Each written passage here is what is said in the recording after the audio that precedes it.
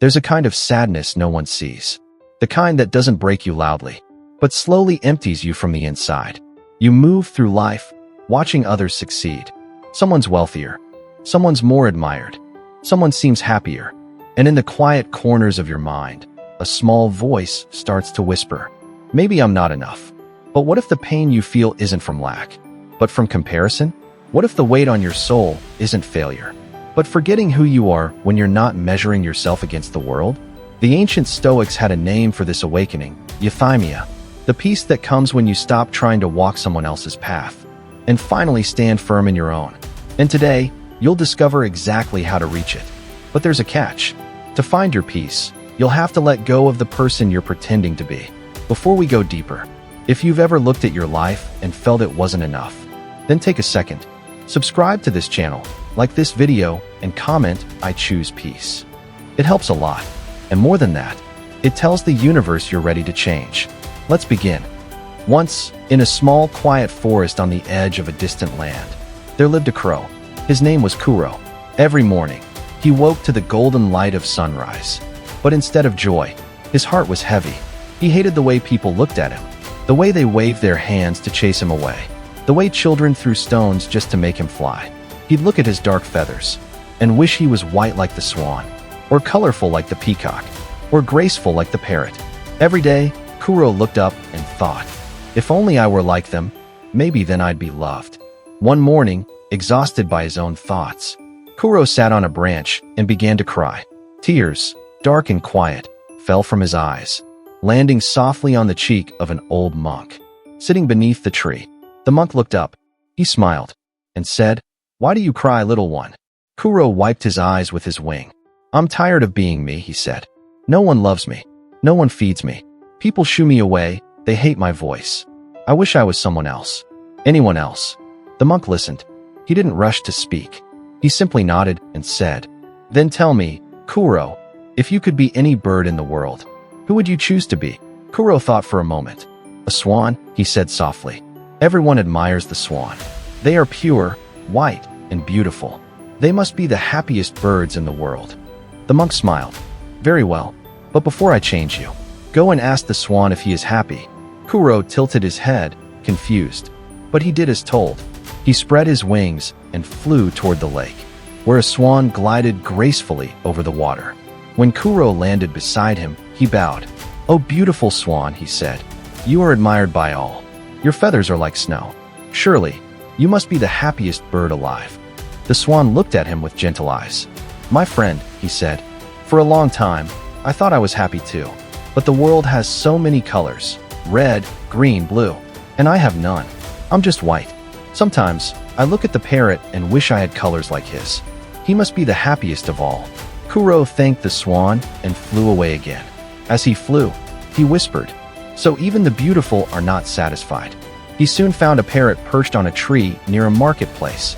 "Oh, parrot," he called, "you are bright and beautiful. People love your voice, and your feathers glow with every color of joy. Surely, you must be the happiest bird in the world."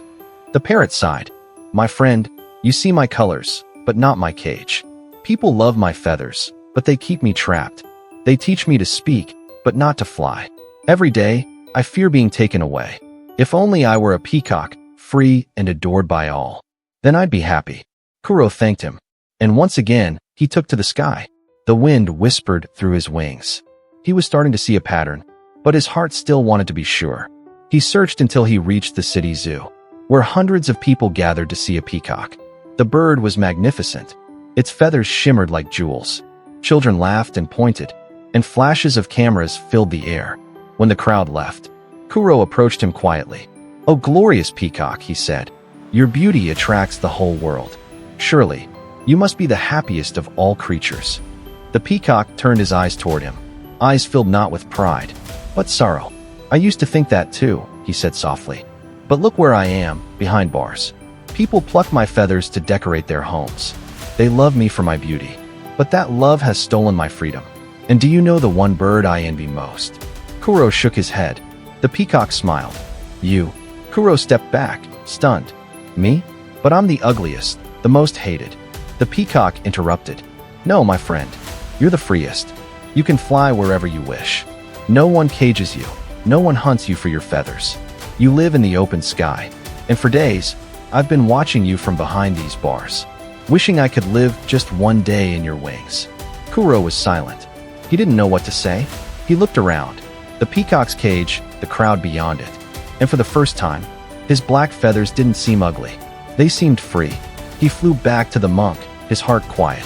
The monk smiled as Kuro landed beside him. "Well," he said, "did you find happiness?" Kuro bowed deeply. "Yes," he said, "I found it where I never looked. In being myself." The monk nodded.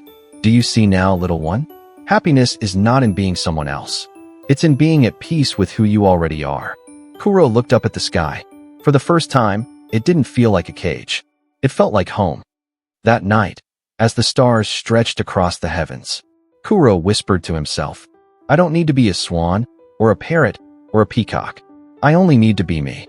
And from that moment on, every crow's caw became a song of freedom. You see, this story isn't just about a bird. It's about us. We spend our lives comparing. Our bodies, our jobs, our homes, our followers. We chase illusions of happiness, thinking someone else has it better. But the truth? Comparison is the thief of peace. It makes you blind to your own blessings and deaf to your own song. Ancient wisdom says, "The mind that always compares can never be still." Even modern neuroscience agrees. Constant comparison overstimulates the brain's reward circuits, causing anxiety, envy, and exhaustion. It's a battle we can't win until we step out of it.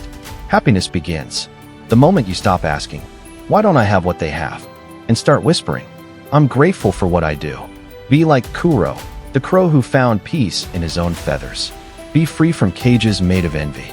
Because when you truly accept your life as it is, you realize you were never missing anything. You were simply too busy looking away to see it. If this story changed how you see your life, subscribe for more and tell me in the comments, what's one thing you're grateful for today? Because the moment you start counting blessings instead of comparisons, that's the moment you start to fly.